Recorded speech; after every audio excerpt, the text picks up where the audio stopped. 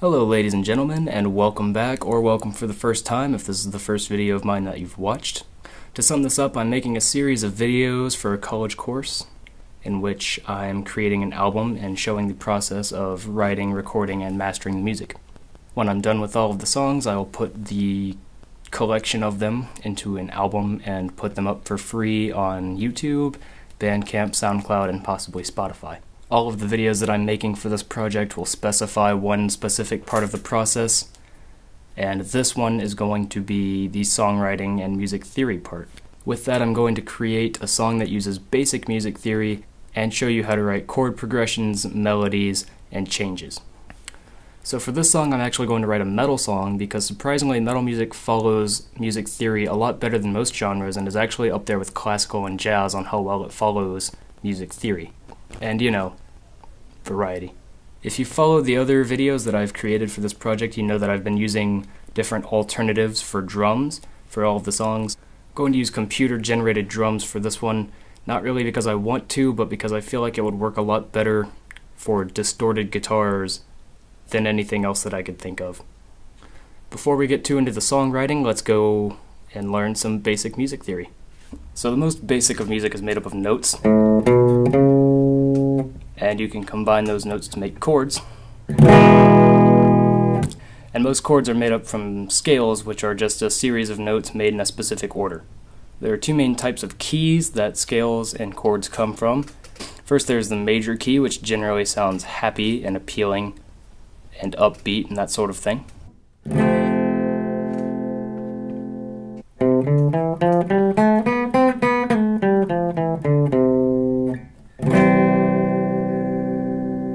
Then there's the minor key, which generally makes songs sound sad, depressing, and sometimes even creepy.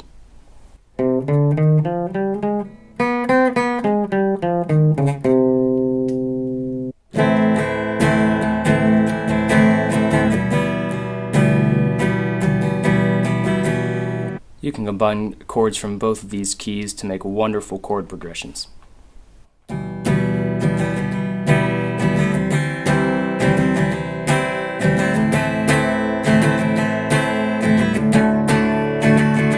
Typically in rock music, the rhythm guitar will play what is known as power chords or perfect fifth notes.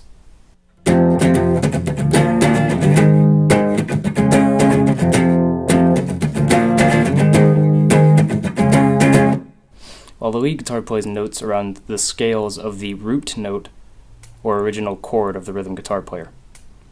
So in the case of this being G, they could play anything surrounding G major or G minor, just depending on what sounds right. And that idea of something that sounds right or pleasing to the ear is known as consonants. Chords that are consonant usually are what are used in pop music and most general types of radio music.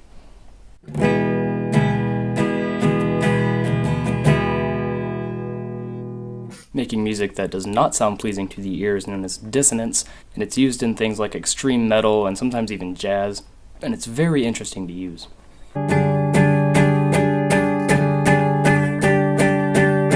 Now that we know the basics of music theory, let's find two scales that have notes that intertwine so that it's a little easier for us to make a chord progression. So I've got my nice metal sounding amp sound. And I've come up with these two scales, this one being D minor.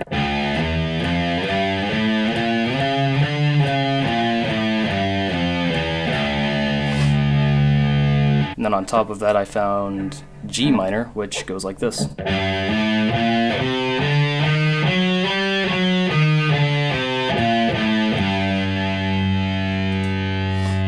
Because these notes are in both scales, I figure we could use that to our advantage for the song.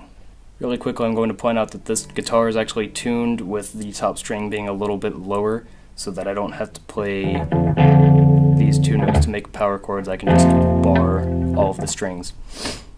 And some people say that's kind of cheating, but it makes it a little bit easier to play certain metal riffs, as I will explain right here.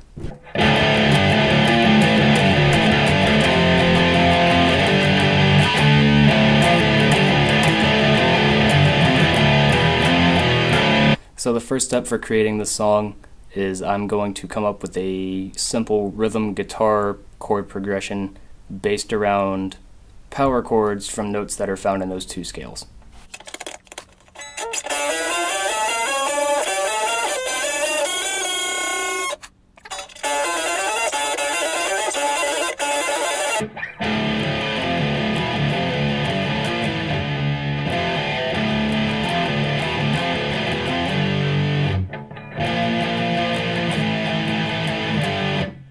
Now for the tricky part, since I don't really play lead guitar in anything that I do, I'm going to have to come up with a lead melody that goes over top of that chord progression. Wish me luck.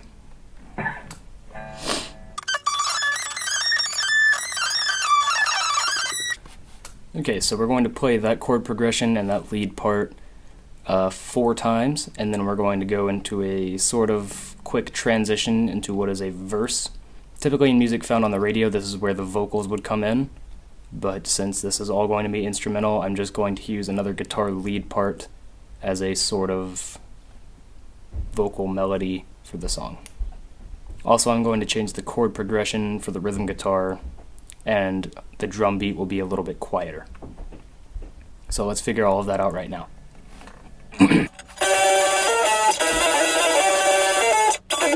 There's this fun thing you can do on guitar that's known as palm muting, and basically what it is it's literally resting your palm against the strings on the bottom of the guitar, and rather than it being these loud open notes, it kind of quiets them down, almost like a pizzicato on strings. So without palm muting, it would sound like this, but with it, it sounds like this. And I'm going to use that to my advantage in the verses, for both rhythm and lead parts, just to show you how interesting you can make things just by putting your hand on the strings of the guitar. Then I'm going to do a more noticeable transition into what is normally the chorus. In a radio song, the chorus would be the part with the lyrics that repeat. You know, in Nirvana's Smells Like Teen Spirit, like I was playing earlier, it's the part where he starts yelling, "With the lights out, it's less dangerous," so on and so forth. The really loud, crazy part that everybody remembers. But again, this is an instrumental song, so I'm going to come up with more intricate rhythm chords and another lead part that I can repeat later on in the song. More full rhythm guitar chords so that you can hear that more thick sound. I'm going to do this by playing, instead of these 2 or 3 strings, I'm going to add another note that's on the scale. Instead of it being something simple like this, it could sound something more like this.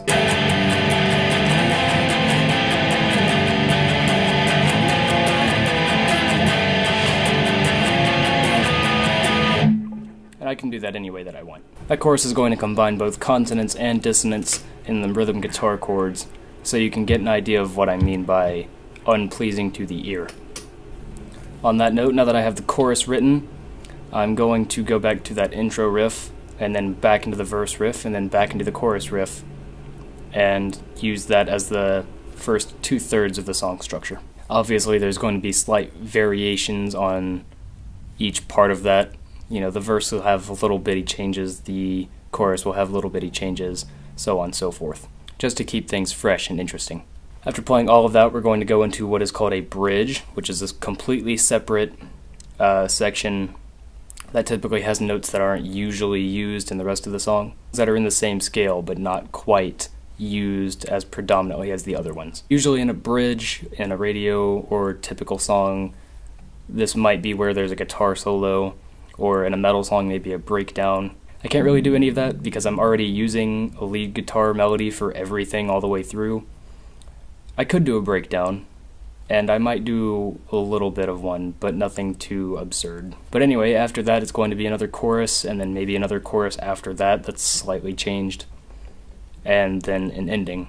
Like I said, I don't know if I'm going to use a guitar solo, but to put it in perspective, it's basically like what I was saying with the lead, where as long as it follows the notes of scales that are surrounding the root notes of the rhythm guitar, then it will sound very consonant and pleasing to the ear. And you can always steer clear of that if that's something that you want to avoid doing. if you want things to sound dissonant and kind of off-putting, then by all means do it. If any of this sounds really familiar or typical, that's because it is. People have been using the song structure of intro, verse, chorus, intro, verse, chorus, bridge, chorus, chorus, things like that, even slight variations. People have been using that a long time. It got really popular in the 60s, and it's used by everyone from hard rock bands like Godsmack all the way to Frank Sinatra. And I also used this as the structure for the first song that I made called Indexicality, and you should give that a listen once the album comes out. Anyway, now that we have all of this written out, I'm going to see about using the drums on Cubase. Like I said, I don't really like to do this kind of thing, but I feel like it's going to work better than anything else I can think of, so I'm just going to jump right into it. To put it bluntly, drums are typically loud during the chorus and intro parts, and usually quiet for the verses, and the bridge is kind of the varying point for most musicians. I know that these drums are computer generated and I can do whatever I want, but I'm not going to do anything that I don't think I could do by myself on a regular acoustic drum kit, so the drums will be possible to play in real life if that were ever the case. To get the drum tracks working, we're going to go to VST Instruments. This is the Helion Sonic SE. It's the built-in Cubase MIDI controller. Give it a second. Basically, to explain what's going on is it's going to, yes, create. It's going to pull up this keyboard thing here, and though you can't hear it because I have it plugged in to the audiogram with my headphones on, it makes basically an instrument down here, just like having a keyboard in real life, except you use a mouse. I was searching for this beyond, but there's this button, and here's all the instruments you can use.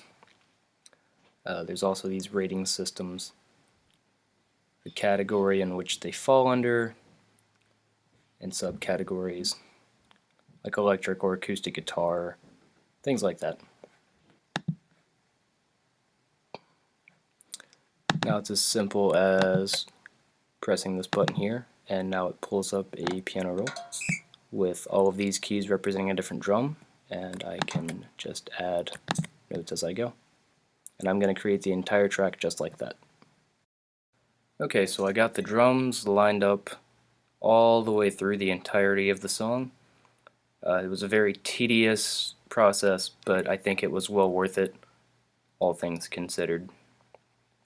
So you can see I've got my three guitar tracks here. This one's rhythm.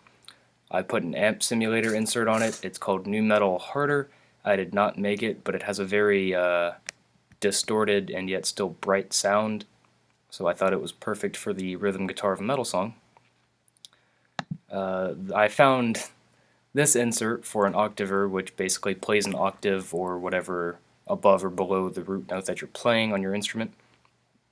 But you can see here this one is called Play Guitar, Get Bass, and it's exactly what it sounds like.